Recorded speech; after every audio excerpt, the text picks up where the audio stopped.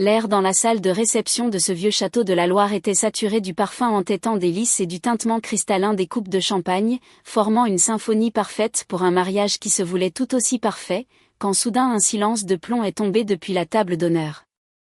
Le père du marié, un général de corps d'armée multidécoré, s'est levé avec une solennité tranquille qui a instantanément capté l'attention de toute l'assemblée, son regard d'acier étant fixé directement sur moi. Assise au fond de la salle, je l'ai regardé passer devant les nouveaux mariés sans s'arrêter pour s'immobiliser juste devant ma table modeste, le bruit de ses talons claquant sur le parquet ciré résonnant dans le vide absolu de la pièce. Il a alors exécuté un salut militaire si tranchant, si précis, qu'il tenait de l'œuvre d'art, et sa voix, habituée à commander des régiments, a retenti avec une clarté absolue. « Madame, c'est un honneur immense que de me tenir en votre présence. » Je n'ai pu répondre que par un bref hochement de tête professionnel, le seul signe de reconnaissance que le protocole m'autorisait à manifester en public. Tandis que le général maintenait son salut, telle une statue de respect inébranlable, j'ai vu le monde de ma sœur voler en éclats, son sourire de façade, travaillé pendant des mois, s'est décomposé en un masque de stupeur béante.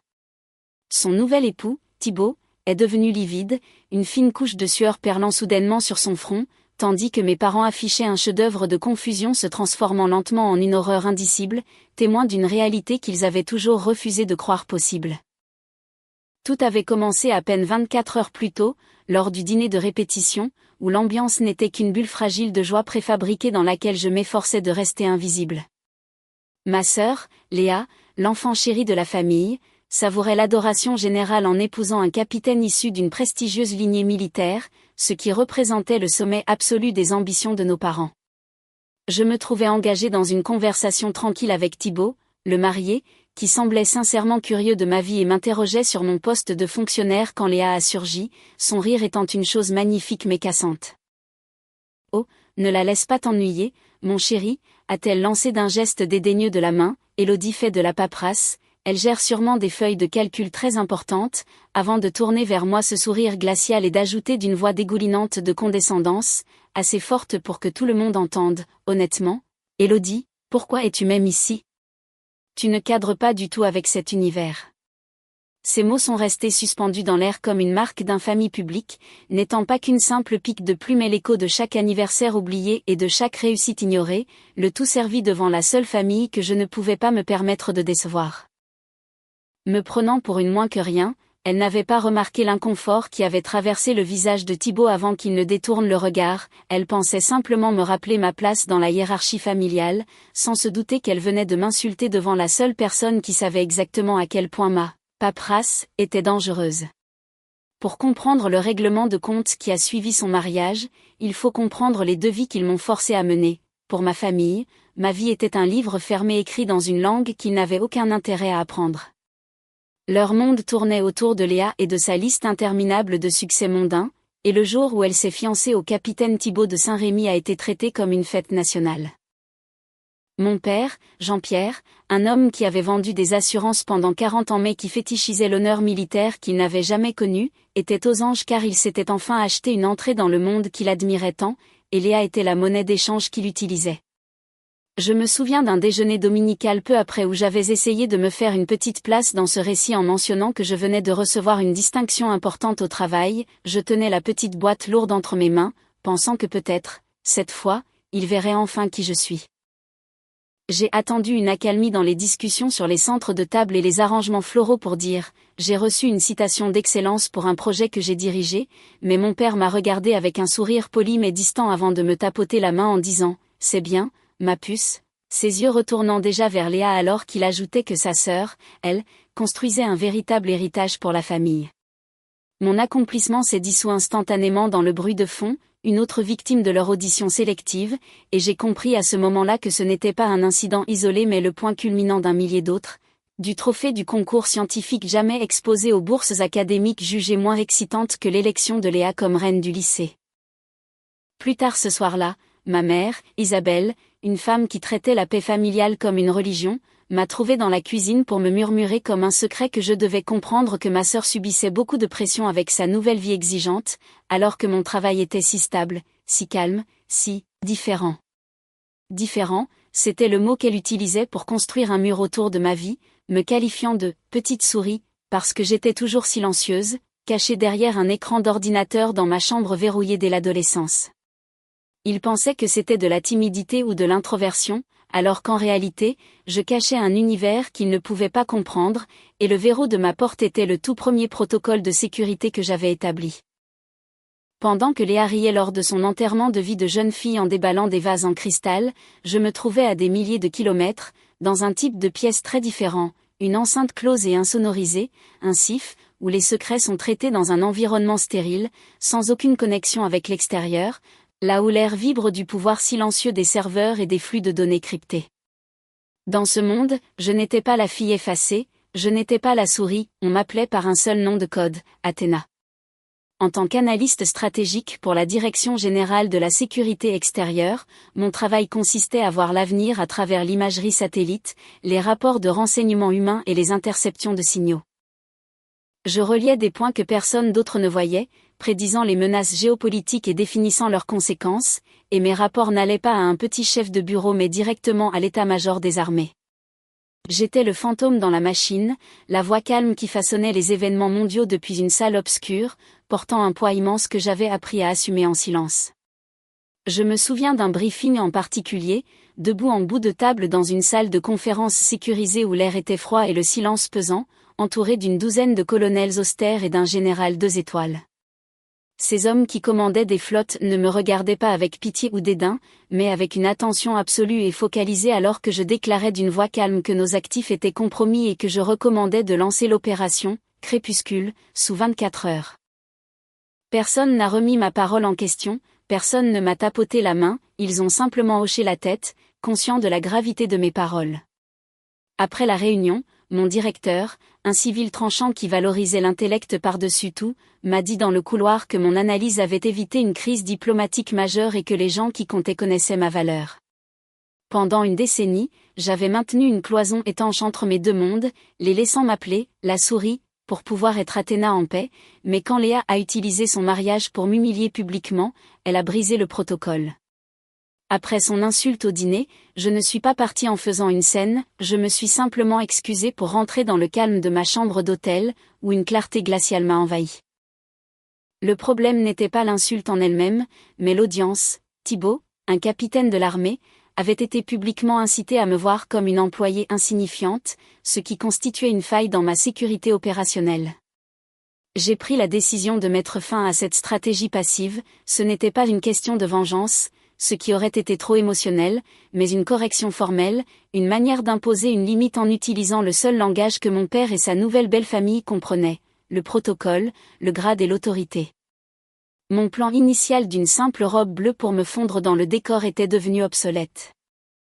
J'ai appelé mon directeur pour l'informer que j'assisterais à un événement personnel en présence d'un général 4 étoiles et que je jugeais approprié d'y paraître en capacité officielle. Après un silence, il a compris tout ce que je ne disais pas et a approuvé, estimant qu'il était temps qu'il sache qui j'étais. J'ai passé 1 heure à polir mes chaussures de cérémonie et à épingler avec un soin méticuleux mes décorations sur ma veste de grande tenue. Chaque barrette colorée était le témoin silencieux d'une vie cachée, d'opérations secrètes ayant sauvé des vies et de médailles pour services exceptionnels que ma famille n'avait jamais soupçonnés. Je suis arrivée à l'église au moment où la musique commençait, et en remontant l'allée, j'ai senti le basculement. Du côté du marié, les officiers décorés ont immédiatement identifié mon uniforme et mes distinctions, se redressant et me saluant d'un hochement de tête respectueux, tandis que du côté de ma famille, je ne lisais que de la trahison et de la colère. Lors de la réception, mes parents rayonnaient à la table d'honneur à côté du général de corps d'armée, tandis que j'étais reléguée au fond de la salle comme une ombre importune. Finalement, Léa s'est levée pour porter un toast, remerciant sa nouvelle famille qui, selon elle, valorisait enfin la force et l'honneur, une pique directe qui m'était destinée. Mais avant même que l'insulte ne puisse porter, j'ai vu Thibaut se figer, sa fourchette à mi-chemin de sa bouche, ses yeux écarquillés par le choc en scannant les rangées de décorations sur ma poitrine. Il a compris instantanément, ayant entendu les rumeurs sur une analyste légendaire nommée Athéna, et il a chuchoté d'une voix urgente à son père de regarder mes distinctions. Tout a semblé ralentir quand le regard du général Thompson est passé du visage paniqué de son fils au mien, son expression joviale a disparu pour faire place à la gravité profonde d'un commandant évaluant une situation tactique. Il a posé son verre avec un bruit sec, s'est levé en interrompant le toast de sa belle-fille sans un regard pour elle, et s'est dirigé vers moi sous les yeux d'une assistance médusée. Il s'est arrêté à 1 mètre de moi, a claqué les talons et m'a rendu ce salut parfait, sa voix résonnant dans le silence. « Madame, c'est un honneur. » Le visage de Léa est devenu livide, ses certitudes s'effondrant en temps réel alors qu'elle voyait l'homme qu'elle voulait tant impressionner me traiter avec une déférence quasi religieuse. Le général s'est assis à côté de moi, me parlant non plus comme à une invitée mais comme à une collègue respectée, me confiant que mon analyse sur le projet Chimère avait sauvé ces hommes sur le terrain l'année précédente. À l'autre bout de la pièce, la table d'honneur était devenue un trou noir de honte sociale, mes parents et ma sœur restant figés dans la lumière crue de leur propre humiliation. 6 mois plus tard, je ne briefais plus depuis un bureau aveugle, mais je me tenais à la tête de la salle de situation la plus prestigieuse de l'Hexagone Ballard, exposant une évaluation des menaces mondiales devant l'état-major. En rangeant mes dossiers après la séance, j'ai reçu un message de mon père, maladroit, disant qu'il n'avait pas compris et que je devrais peut-être leur expliquer mon travail pour aider Léa qui traversait une période difficile. Ce n'étaient pas des excuses, mais une demande pour que je gère leur confusion et que je redevienne petite pour leur confort. Une vieille tristesse m'a effleurée, le fantôme de la fille qui cherchait désespérément leur approbation, mais elle a été remplacée par une paix inébranlable. Ma validation ne résidait plus dans leur regard, mais dans le respect de mes pairs et dans ma propre certitude. Je n'ai pas répondu, je n'ai pas bloqué le numéro, j'ai simplement archivé la conversation. Ma famille voulait une fille qui s'efface, ils ont eu une femme qui s'impose, et s'ils ont enfin vu mon grade, ils ne comprendront jamais ma véritable valeur. Les semaines sont devenues des mois, et le silence que j'avais instauré en archivant ce message est devenu ma plus belle armure, tandis que ma vie à Paris s'accélérait au rythme des crises internationales que je devais gérer depuis les bureaux feutrés du ministère des Armées à Ballard. La bulle de mon quotidien était désormais faite de briefings à l'aube et de décisions prises dans l'ombre, mais le passé a fini par refaire surface un soir de juillet, juste avant le défilé national, lors d'une réception officielle dans les jardins de l'hôtel de Brienne où le gratin militaire et politique se pressait sous les ors de la République. J'étais là en capacité officielle, discutant avec des conseillers stratégiques, quand j'ai aperçu au loin Thibaut, le mari de Léa, qui semblait étrangement seul et mal à l'aise dans son uniforme de capitaine, bien loin de l'assurance qu'il affichait lors de son mariage. Il a fini par s'approcher de moi, non pas avec la familiarité d'un beau-frère, mais avec la déférence presque craintive d'un subordonné qui s'adresse à une légende vivante, m'appelant « Madame » avant de se reprendre maladroitement pour utiliser mon prénom.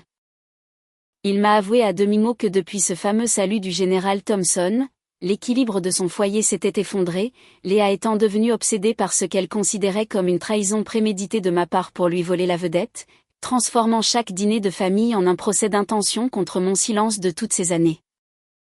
Mes parents, m'expliqua-t-il, étaient perdus dans un entre-deux douloureux, partagé entre l'orgueil soudain de pouvoir dire que leur fille travaillait pour les plus hautes sphères de l'État et la honte de réaliser qu'ils ne me connaissaient pas du tout. Thibaut a baissé la voix pour me confier que sa propre carrière était désormais marquée par mon ombre, ses supérieurs lui demandant souvent, avec une pointe d'envie, comment se portait l'analyste Athéna, faisant de lui un simple satellite tournant autour de ma propre importance, une situation que Léa ne supportait plus au point de menacer de demander le divorce. Je l'ai écouté sans l'interrompre, observant les jeux de lumière sur le dôme des Invalides, réalisant que ma correction avait déclenché une réaction en chaîne que je n'avais pas cherchée, mais que je ne comptais pas arrêter pour autant. Quelques minutes plus tard, j'ai vu mes parents franchir les cordons de sécurité, invités grâce au grade de Thibaut, mais restés figés à l'écart, n'osant pas s'approcher du cercle restreint où je me trouvais avec le chef d'état-major. Le regard de mon père a croisé le mien, et pour la première fois, je n'y ai pas vu de la déception ou de l'indifférence, mais une peur primitive, celle d'un homme qui réalise que l'enfant qu'il pensait dominer est devenu une force qui le dépasse totalement. Ma mère a tenté un petit geste de la main, une sollicitation fragile que j'ai ignorée d'un simple hochement de tête poli avant de me détourner pour répondre à une question urgente d'un diplomate étranger. Cette soirée a marqué la fin définitive de mon ancienne identité de petite souris, je n'avais plus besoin de me cacher derrière un verrou car le monde que j'avais construit était désormais trop vaste pour qu'il puisse ne serait-ce qu'en franchir le seuil. En quittant la réception, j'ai croisé Léa qui attendait près de la sortie, son visage étant une lame de rancœur mal dissimulée sous un maquillage trop lourd, et elle a craché à voix basse que j'avais détruit sa vie et son mariage avec mon petit numéro de général. Je me suis arrêtée à sa hauteur, non pas pour me justifier, mais pour lui dire d'une voix neutre et glaciale que ce n'était pas moi qui avais brisé son monde, mais la petitesse de ses propres ambitions qui n'avaient pas survécu à la rencontre avec la réalité. Je suis montée dans la voiture officielle qui m'attendait, laissant derrière moi les débris d'une famille qui avait confondu l'apparence avec la valeur, et alors que nous traversions Paris la nuit, j'ai ressenti une liberté absolue, celle de ne plus rien devoir à ceux qui ne m'avaient jamais rien donné. Ma véritable famille m'attendait le lendemain matin dans une salle de crise sécurisée, là où les mots ont un sens, où les actes sauvent des vies et où mon nom n'est pas associé à des regrets, mais à une expertise que personne ne pourra jamais me voler.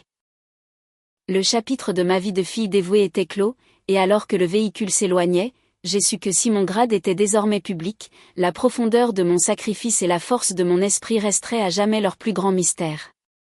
L'épilogue s'est écrit de lui-même quelques mois plus tard, non pas par un éclat de voix, mais par un silence définitif qui a fini par consumer les derniers vestiges de notre lien familial lorsque j'ai appris, par un message laconique de Thibaut, que Léa avait finalement demandé le divorce, incapable de supporter l'idée que son statut social ne soit plus qu'un pâle reflet de ma propre existence de l'ombre. Mes parents, quant à eux, ont continué à m'envoyer des invitations pour des déjeuners dominicaux auxquels je n'ai jamais répondu, réalisant trop tard que la petite souris qu'ils pensaient pouvoir manipuler à leur guise s'était métamorphosée en une entité dont ils ne pourraient jamais franchir l'horizon des événements. Lors de ma dernière promotion, une cérémonie intime sous les ors de l'Élysée dont la presse n'a rien su, j'ai regardé mon nouveau grade dans le miroir et je n'y ai pas vu une revanche sur mon passé, mais simplement la validation d'un destin que j'avais forgé seul, loin des sourires de façade et des ambitions de province. Aujourd'hui, quand je traverse la cour d'honneur du ministère, je ne suis plus la fille de Jean-Pierre ou la sœur de Léa, je suis Athéna, une femme qui a appris que la véritable puissance n'a pas besoin de public pour exister et que le silence est parfois le plus assourdissant des triomphes. Ma famille a enfin compris que je n'étais pas le maillon faible de leur chaîne, mais la force qui en tenait les secrets, et dans ce vide qu'ils ont eux-mêmes créé, j'ai enfin trouvé la seule reconnaissance qui compte, la mienne.